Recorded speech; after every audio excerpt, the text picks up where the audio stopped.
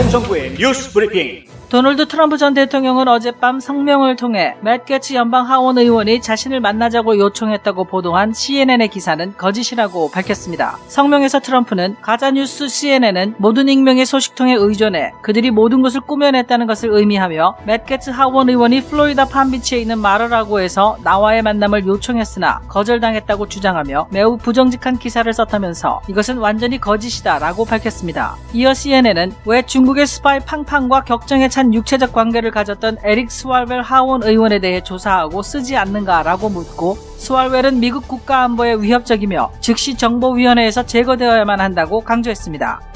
CDC와 FDA는 오늘 공동 성명을 통해 존슨앤존슨 코로나19 백신 투여를 일시 정지하라고 권고했습니다. 보건당국은 백신 접종 후 6일에서 13일 사이에 6명의 여성에게서 비정상적인 혈액 응고와 관련한 보고가 접수됐고 이에 대한 조사를 진행 중이라고 밝혔는데 혈전은 뇌에서 혈액이 나오는 정맥에서 발생했고 낮은 혈소판과 함께 발생했다고 전했습니다. 미국에서는 총 680만 명이 존슨앤존슨 백신을 이미 투여받았습니다. 존슨앤존슨은 혈전증이나 혈전에 대한 보고는 알고 있지만 백신과의 연관성은 아직 확립되지 않았다고 밝히고 일단 유럽에서 백신 출시 예정일을 늦추도록 결정했다고 발표했습니다.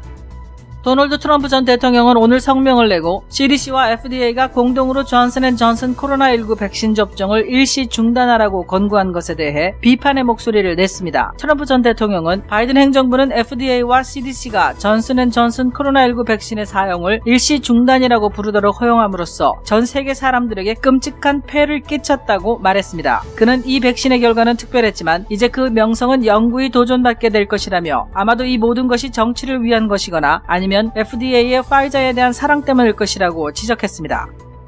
경찰이 흑인 청년에게 총격을 가해 사망한 사건이 벌어진 이후 시행된 통행금지령에도 불구하고 어젯밤 미니애폴리스 주변에서 새로운 시위가 벌어져 조지 플로이드 사건 재판으로 이미 긴장 상태에 있던 브루클린 센터 지역의 긴장이 고조됐습니다. 시위대 수십 명이 사건이 발생한 브루클린 센터 경찰서 앞에서 팻말을 흔들며 구호를 외쳤습니다. 이들은 통행금지가 선포된 오후 7시 이후에도 계속해서 자리에 남아 시위를 이어갔고 경찰은 최루탄을 쏘며 강제 해산에 들어갔습니다. 밤이 깊어지자 시위대는 달러트리 상점을 약탈하는 등 폭력적으로 변했고 진압 과정에서 총 40여 명이 체포됐다고 경찰은 밝혔습니다. 브루클린 센터의 마이크 엘리엇 시장은 시의회가 킴 퍼로와 그녀의 상관인 팀 게넌 경찰서장 해임 결의안을 통과시켰으며 이들이 오늘 사임했다고 밝혔습니다. 올해 48세로 26년 베테랑 경찰인 퍼로는 오늘 서한을 통해 자신의 입장을 알렸습니다. 서한에서 그녀는 경찰이 되어 지역 사회를 위해 최선을 다해 봉사하는 매 순간을 사랑했지만 즉시 사임하는 것이 지역 사회와 부서 동료 공무원들에게 가장 이익이 된다고 생각한다고 밝혔습니다. 한편 지난해 조지 플로이드 사건으로 인근의 미니애폴리스 시의회는 플로이드 유가족에게 2,700만 달러의 배상금을 지불한 바 있습니다.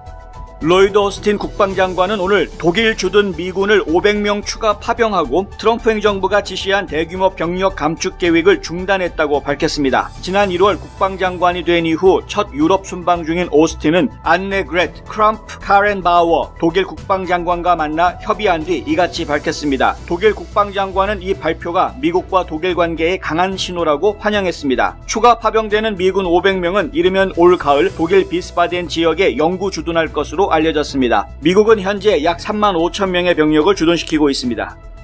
바이든 행정부가 미국의 종교적 자유 노력을 끝내기 위해 분주하며 대신 이민, 난민, LGBT 권리, 여성의 낙태에 대한 접근에 초점을 맞추고 있다고 리얼 클리어 폴리틱스가 오늘 보도했습니다. 토니 블링컨 국무장관은 도널드 트럼프 전 대통령 행정부가 세계 무대에서 종교의 자유를 옹호하는 것을 지나치게 강조했다며 자신의 소신 발언을 털어놨는데요. 블링컨은 모든 권리는 동등하며 종교의 자유가 다른 어떤 권리보다 우선시되어서는 안 된다고 주장했습니다. USAID 리타 스테판 대변인은 종교자유 프로그램들은 차기 정부의 통상적인 조치로 검토되고 있으며 일부는 이미 취소됐다고 밝혔습니다. 의사나 전직 의료 종사자로 구성된 공화당 하원 의사 코커스는 앤토니 파우치 박사에게 오늘 서한을 보내 국경 위기와 관련된 건강 위험에 대해 불법 이민의 급증으로 야기된 국가보건 비상사태에 대한 우려를 표명할 것을 요구했다고 데일리 컬러가 보도했습니다. 노스캐롤라이나주 하원 의원 그렉 머피가 조직하고 12명의 다른 의원들이 서명한 이 편지는 국립알러지 감염병 연구소의 최고 전염병 전문가이자 조 바이든 대통령의 최고 의학 고문인 파우치에게 매일 남쪽 북쪽 국경을 넘어오는 이주민의 유입과 관련된 보건 위험을 표명하라고 요청하는 것인데 이는 이주민들 중 많은 사람들이 코로나19 검사를 받지 않았기 때문입니다. 알로하주 하와이는 여름 관광철이 다가옴에 따라 입국하는 여행객들을 위한 백신 여권 프로그램을 만들 예정이라고 데일리 콜러가 보도했습니다. 민주당의 데이빗 이게 주지사는 지난 금요일 코로나19 위기에 대한 최신 긴급 선언문에 공식 서명했습니다. 마우이 나우 보도에 따르면 이번 선언문에는 임대료를 내지 못하더라도 세입자가 거주지에 머물 수 있도록 하는 강제 퇴거 유예 조치가 계속되고 특정 허가서, 운전면허증 및 주 발행 아이디의 만료일이 연장될 수 있도록 허용한다는 내용을 담고 있습니다. 조시 그린 부주지사는 백신 여권 실행위원회가 5월 1일부로 활동에 들어가고 6월 1일부터는 이 프로그램을 사용할 수 있을 것이라고 밝혔습니다. 바이든의 외교 정책이 공격을 받고 있습니다. 중국과 러시아는 동시에 바이든에게 크림반도와 대만에서의 행동을 삼가하라고 경고하고 나섰습니다. 아메리칸 밀리터리 뉴스가 보도한 바에 따르면 러시아의 세르게이 리압코프 외무차관은 오늘 러시아군이 우크라이나 국경 지역에 집결하고 있는 가운데 조 바이든 행정부에 우크라이나에 개입하지 말라고 경고했으며 또한 같은 날 자오 리지엔 중국 외교부 대변인도 바이든 행정부에 대만에 개입하지 말라고 경고했습니다. 한편 중국 국가정보국 매년 작성하는 위협평가 보고서에서 중국이 미국의 국가안보에 대한 도전을 주도하고 있으며 러시아, 이란, 그리고 북한이 뒤따르고 있다고 최근 발표했습니다. 제임스 라이스 자동차 사고 변호사, 그의 실력은 이미 인정받았습니다. 미국 전체의 상위 1% 변호사 선정, 멀티밀리언 달러 승소 변호사, 14년 연속 AB 등급 유지, 6년 연속 슈퍼 변호사. 하지만 저희 최고의 자랑은 고객이 주시는 믿음입니다.